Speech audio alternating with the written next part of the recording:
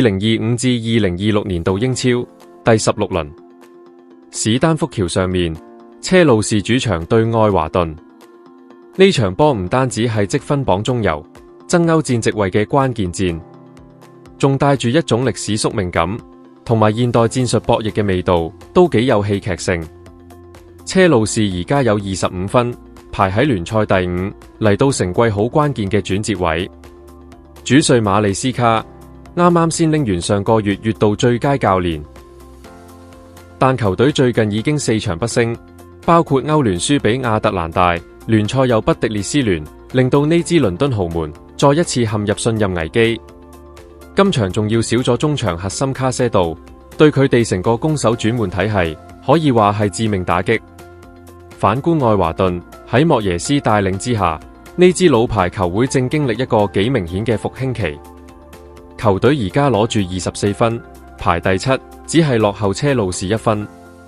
最近5場比賽入面，愛華頓贏咗4場，包括3-0大勝諾定咸森林，展示出好強嘅戰術執行力同埋相當硬淨嘅心理質素。不過佢哋要面對嘅係英超其中一條最誇張嘅主場紀錄。車路士喺聯賽主場對住愛華頓已經保持30場不敗，足足31年冇喺史丹福橋輸過俾拖肥糖。呢個就係所謂史丹福橋魔咒。整份分析報告會由歷史數據、戰術體系、球員對位、球證執法風格，以至博彩市場走勢多個角度去拆解。綜合理解之後，雖然歷史數據好明顯係傾向車路士，但戰術背景、傷兵情況同埋近期狀態都喺度發出一個好清楚嘅信號。今場波其實好有機會會變成愛華頓打破宿命，喺史丹福橋改寫歷史嘅最佳時機。去到12月中，英超賽程開始變得好密，每一場球都會直接影響歐戰席位嘅爭奪。呢場車路士對愛華頓就正正係中數中上游格局嘅一場關鍵大戰。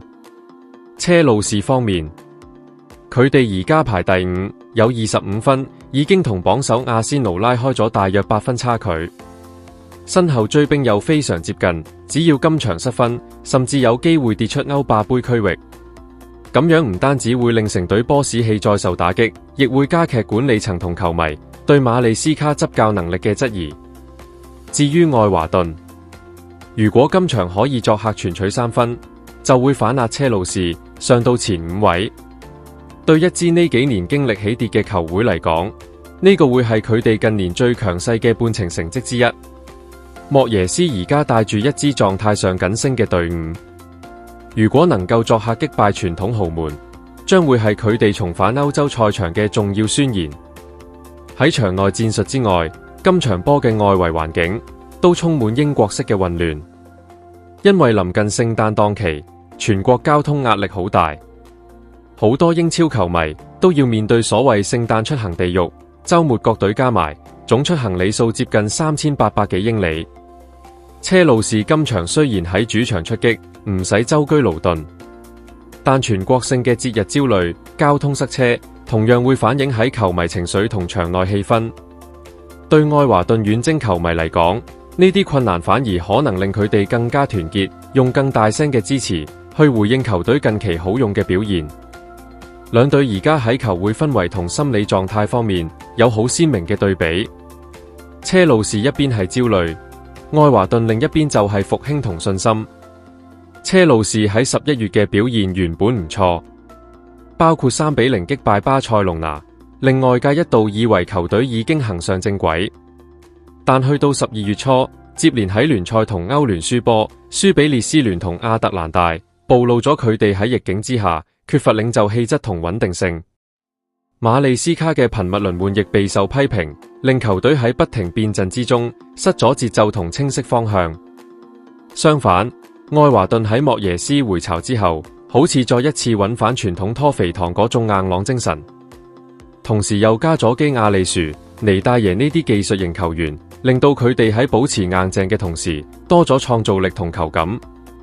之前喺奧脫福10人應戰之下都可以擊敗曼聯，嗰場波大大提升咗全隊自信心，亦令外界開始重新正視呢支愛華頓。喺英超歷史入面，好少有對碰會好似車路士主場對愛華頓咁一面倒得咁誇張。數據好清楚咁顯示，車路士喺過去30場英超主場對愛華頓保持不敗，戰績係19勝11和。愛華頓上一次喺史丹福橋攞到聯賽勝利，要追溯到1994年11月，當年靠列度嘅入波小勝而回。對現代球迷嚟講，已經係好遙遠嘅年代。呢條紀錄係車路士喺頂級聯賽歷史上對單一對手所創造到最長嘅主場不敗論。對愛華頓球員嚟講，呢場波唔只係戰術上嘅對抗，仲要同一座心理高牆搏鬥。雖然歷史紀錄好誇張，但如果縮窄去近幾年嘅交鋒，特別係主客場加埋一齊睇，其實雙方差距係縮緊。愛華頓並唔係完全冇抵抗力，近幾次對賽入面，除咗2024年4月嗰場6-0之外，大部分賽果分差都好細。嗰一場大炒，其實好大程度係因為高爾彭馬個人爆發，屬於某程度嘅異常值。上季車路士喺主場只係1-0險勝，全場戰況相當膠着，唔係一面倒壓制。不過對愛華頓嚟講，喺史丹福橋入波一直係難題。佢哋最近3次作客呢度都冇辦法取得入球。呢個長期客場啞火嘅問題，如果今場再延續落去，想帶走3分就會非常困難。有一個幾有趣，但又唔可以完全忽視嘅心理細節，就喺呢場波之前，車路士女足喺女足英超長達34場嘅不敗紀錄係被愛華頓女足終結。愛華頓女足作客贏1-0，打破咗車路士喺女足戰線嗰種無敵形象。當然，男足同女足係兩支完全唔同嘅隊伍，但喺球會層面，呢種原來都可以喺車路士身上爆冷嘅敘事，會慢慢滲入球迷同球員潛意識。紀錄永遠都係用嚟被打破。愛華頓女足已經喺心理上開咗個頭，今次輪到男足，未必唔可以沿住呢條路，試下喺史丹福橋再寫多一頁歷史。馬利斯卡成套戰術哲學係建基喺高控球率加埋複雜陣型輪轉之上。表面上車路士多數排4-2-3-1，但一到控球進攻階段就好快變成3-2-5，甚至2-3-5，成隊波大幅壓上。佢好中意用內收邊後衛，例如古古尼亞或者列斯占士，經常由邊線收入中路，同後腰組成雙中場支點，目的係喺中路搭加人數，穩定出球同控節奏，釋放前場進攻球員，特別係高爾彭馬喺對手防線同中場線之間嘅半空間自由活動、接應、轉身同送關鍵波。邊路寬度方面就主要交俾邊鋒去拉開。帕杜尼圖、馬道基或者艾斯迪華奧會喺邊線拉寬對手防線，製造1對1突破場面。當佢哋一突破成功，就可以自己入楔射門或者回傳立步，俾禁區頂嘅隊友處理。不過今場車路士最大嘅戰術隱患就係冇咗卡些度。佢因為對阿仙奴嗰場紅牌，要完成3場停賽嘅最後一場，踢唔到今場英超。卡些度喺呢套體系入面，其實係隊中最重要嘅滅火器。當邊閘內收，其他人前壓，成隊波線條好高嘅時候，就要靠佢一個喺中場覆蓋大量橫向空間，掃蕩反擊，同時保護2個中堅。冇咗佢，後面嗰塊保險網基本上會變得好薄。預計馬利斯卡會用因咗費蘭迪斯配合安德里山道士去頂替。因咗傳球視野一流，但防守覆蓋面同硬度明顯追唔上卡些度。面對愛華頓呢種充滿衝擊力又肯跑嘅中場，因咗喺受壓情況之下好容易俾人斬斷攻勢，甚至直接喺危險區失誤。安德里山道士就仲年輕，潛質有，但喺英超咁高節奏強度嘅比賽入面，俾佢喺雙後腰之一，甚至要半擔單腰角色，穩定性同判斷力都係問號。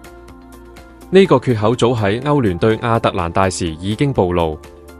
對手就係利用車路士中場攔截力下降，喺轉守為攻嗰下打穿佢哋，取得致勝入球。愛華頓今場嘅踢法同亞特蘭大有幾分相似，呢一點對車路士嚟講係一個極清晰嘅警號。進攻端方面，車路士而家可以話係高爾彭馬依賴症好嚴重，佢幾乎係前場全部創造力同終結能力嘅核心，同時負責串聯、最後一傳，甚至親自埋門。早前對陣亞特蘭大，彭馬曾經冇正選，今場預期會回到正選11人度。不過相關消息都指出，佢仲係帶住腹股溝同腳趾嘅傷患上陣，狀態未必去到100%。如果愛華頓透過密集防守，刻意切斷佢同隊友之間嘅連結，或者對佢作出重點看管，車路士成套進攻體系就好容易陷入停滯。莫耶斯今次回到愛華頓，可以話係將傳統英式硬朗防守同現代足球嘅地面技術元素重新融合。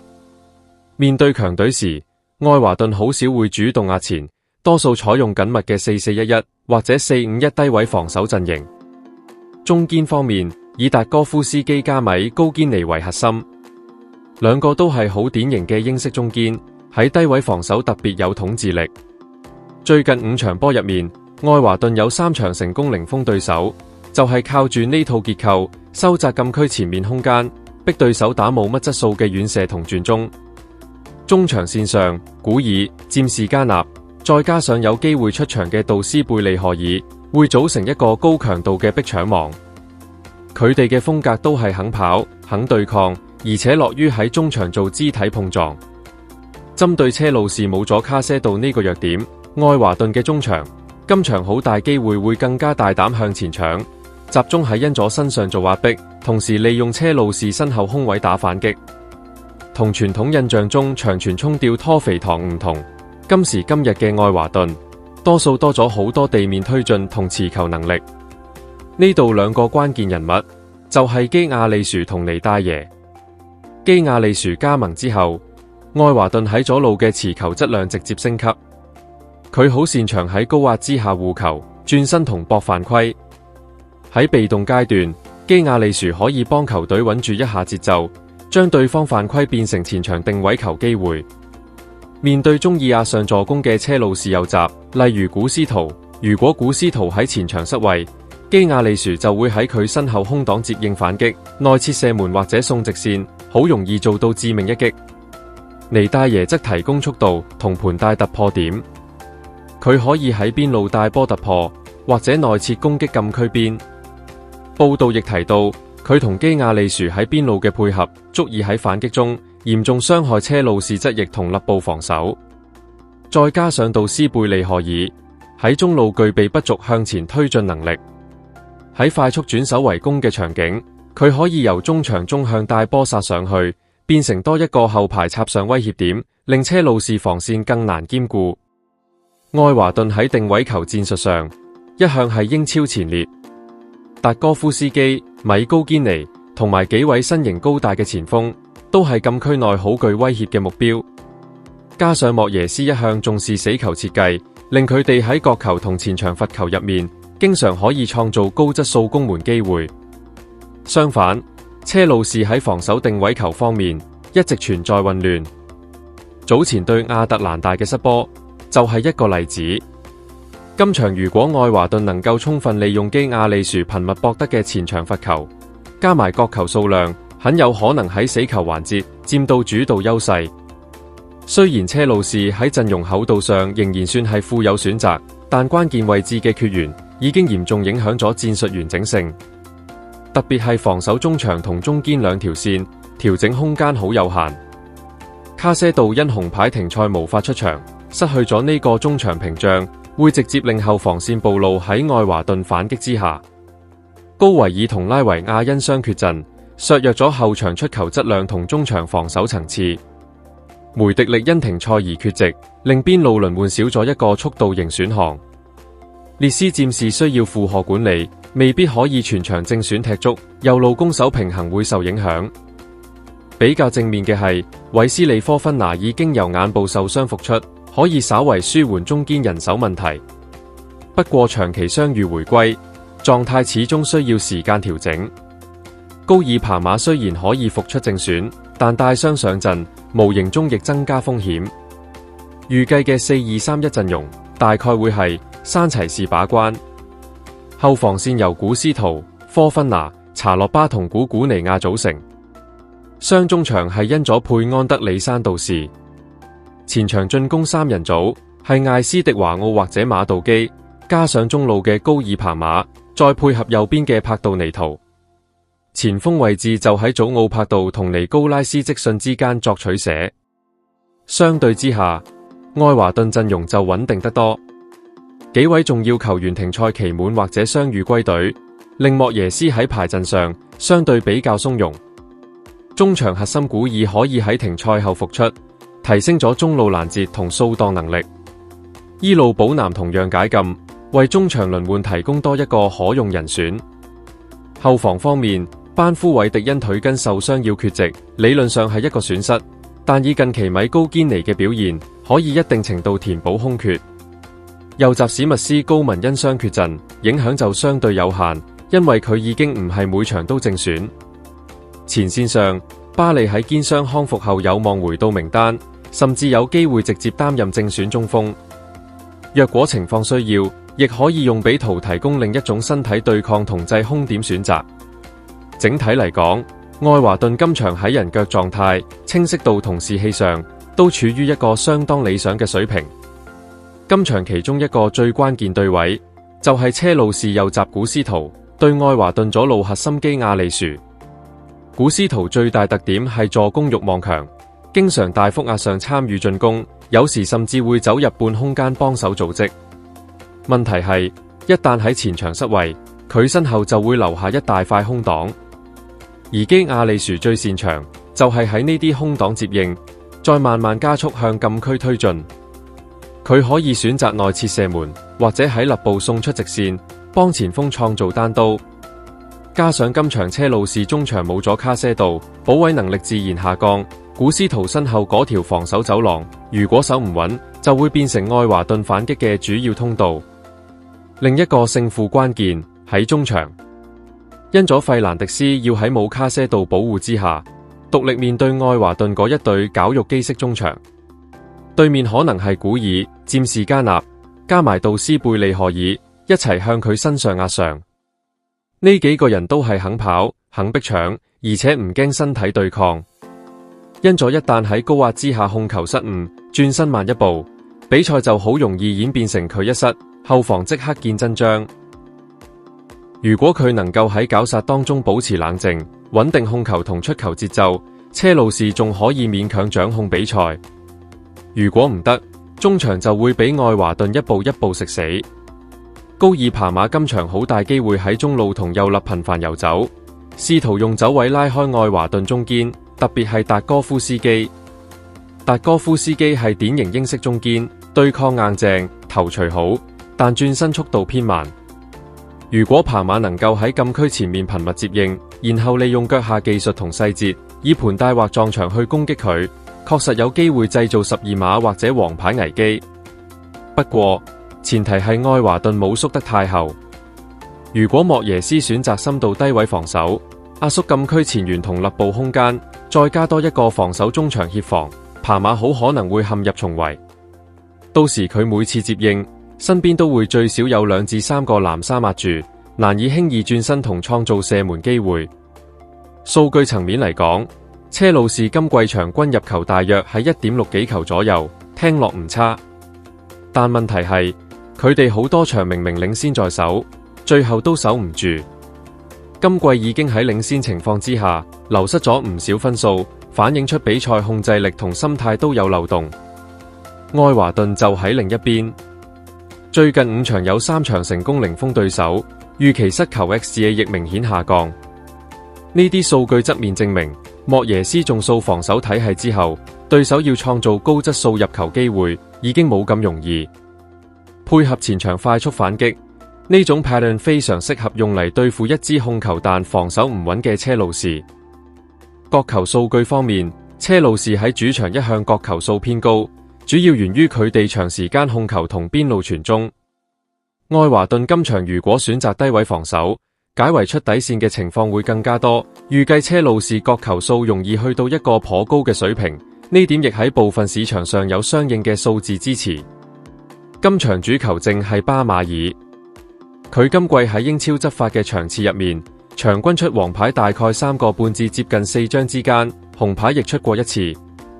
場均吹罰犯規次數大約20次以上，屬於尺度較為嚴謹，唔太容忍粗野動作嗰一類。呢種執法風格對愛華頓其實幾有利，因為基亞利殊本身就係英超最容易被侵犯嘅球員之一。只要佢喺左路持球，製造大量1對1，喺巴馬爾呢種偏緊尺度之下，愛華頓好容易攞到前場罰球，進一步放大佢哋嘅定位球優勢。反過來講，車路士嘅古古尼亞或者後腰安德里山道士喺面對反擊時，往往會用戰術犯規去阻截。如果喺今場呢種判罰尺度之下，多次犯規就好容易累積黃牌，甚至出現少打1人嘅風險。車路士本身今季紀律紀錄就唔算靚，今場更加要小心。以主流盤口嚟睇，車路士主勝大約係1.7幾，和局喺4倍開外。愛華頓作客贏波通常開到5倍中上，甚至再高少少。呢組數字實際上係用豪門身份同30年主場不敗去為車路士加咗好多面子。問題係呢啲賠率內含嘅主勝概率，其實同現實狀態有少少脫節。車路士近期4場不勝，狀態明顯下滑，再加上卡些道缺陣，防守穩定性大打折扣。相反，愛華頓就喺一個連勝同零封率都偏高嘅上升期。喺呢個 context 之下，市場仍然開出相對偏低嘅主勝賠率，某程度上屬於名氣盤，高估咗車路士，低估咗愛華頓。亞盤方面，初盤多數係車路士讓半1，即係讓0.75球。後續水位變化顯示，受讓愛華頓嗰邊賠率維持喺一個頗吸引水平。部分市場甚至見到資金慢慢流向客隊，令到車路士嗰邊回報微升。喺呢種盤口之下，下注愛華頓受讓0.75，其實安全邊際幾高。因為就算車路士僅僅小勝1球，例如1-0或者2-1，愛華頓方向都只係輸一半。如果和局或者愛華頓爆冷贏波，就可以全贏。考慮到車路士依賴高爾彭馬一個人撐起進攻，而愛華頓防守體系又明顯成型，要出現主隊大勝嘅劇本，難度相對高。劇本 A 僵局拉鋸同場內焦慮約40%。喺呢個劇本入面，車路士仍然係佔住大部分控球，控球率大約60%或以上。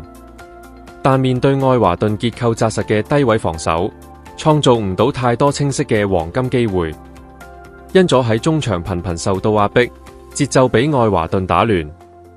時間去到60分鐘左右，如果仲係0-0，史丹福橋現場氣氛就會變得好躁動，噓聲同焦慮情緒開始出現。呢個時候莫耶斯可能會換入速度型前鋒，利用車路士越壓越上，身後空位越嚟越大嘅情況，基亞利殊就會成為反擊核心，配合定位球，隨時偷到1球。劇本 B 彭馬個人英雄模式約30%。第二個劇本就係高爾彭馬再次上演個人英雄主義，即使車路士整體運轉唔算流暢，但佢可以靠一腳遠射或者一記穿透直線，喺相對早時間打破僵局。愛華頓被逼壓前追分，喺後場留出更多空間，反而俾車路士反擊利用。呢個 scenario 需要幾個前提同時成立。第一，彭馬要喺帶傷情況之下，仍然保持接近巔峰嘅決定力。第二，愛華頓防線喺關鍵1-2球上出現比較少見嘅失位或判斷失誤。第三，車路士喺領先之後，今次能夠守得住，而唔係再一次喺尾段崩盤。